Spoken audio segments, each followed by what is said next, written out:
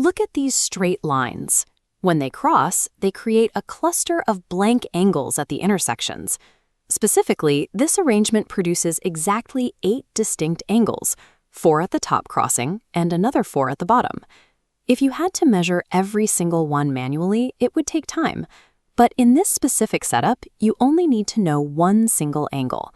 Once you have that first measurement, the remaining 7 can be determined.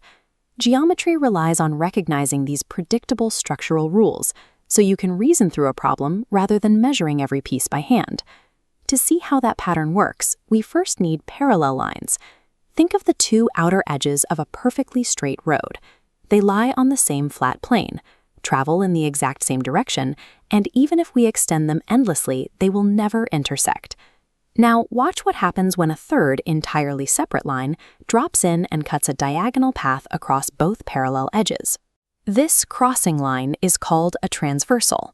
If we strip away the road and look at the pure geometry, we have 2 parallel lines, labeled L and M, cut by transversal T. The 8 angles they form lock into these specific positions. This arrangement, a transversal slicing across parallel lines, is the basis for all the angle relationships we will use to solve problems. Let's focus on the angles that occupy the same relative corner at both the top and bottom crossings. Take angle 1 on the top left. If we slide it down the transversal, it lands precisely on angle 5. These are called corresponding angles. Because the horizontal lines are parallel, these corresponding angles are identical. They have the same measurement. Now look strictly at the space inside the 2 parallel lines. Notice angles 3 and 5. They sit between the parallel lines, but on opposite sides of the transversal. We call these alternate interior angles. Just like the corresponding pairs, alternate interior angles are equal. If we take angle 3 and rotate it down, it matches angle 5. So if a pair of angles shares a matching corner or an alternating interior zigzag, their measurements are equal. But what if 2 angles are inside the parallel lines and sit on the same side of the transversal? Let's look at angles 3 and 6. They are different sizes, so they are not equal. Instead, they have a different relationship.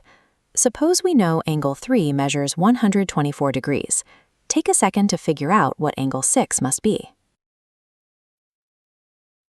If you calculated 56 degrees, you are right.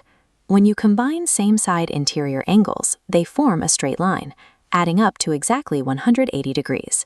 This logic extends to the exterior space as well. Angles outside the parallel lines share equal measurements if they sit on opposite sides, and they add to 180 degrees if they share the same side. That means every single angle pair in this system follows a specific rule.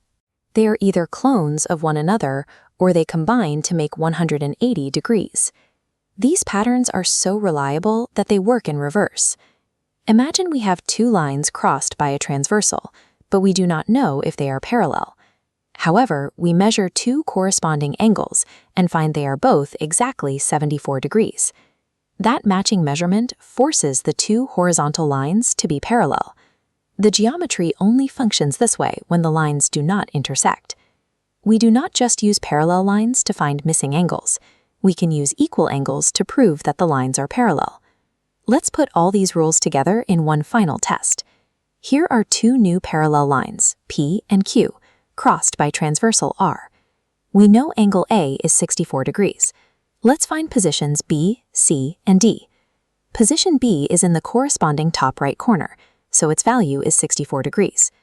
Position C is the alternate interior partner to B. It sits on the opposite side of the transversal, meaning it also equals 64 degrees. Finally, position D sits on the same side of the transversal as our 64-degree angle. Subtracting 64 from 180 leaves us with 116 degrees for D. A single piece of data allows us to determine every other value in the system. Returning to our original layout, the rules are straightforward. Corresponding positions and alternate positions always yield equal angles. Meanwhile, adjacent pairs and same-side interior pairs always combine to form 180 degrees. This reveals a consistent result. Even though there are 8 separate angles, there are only 2 different measurements on the entire board. All the acute angles are 64 degrees, and all the obtuse angles are 116 degrees. Geometry can look complex at first glance, But once you recognize the underlying structure, you can use these relationships to calculate any angle in the diagram.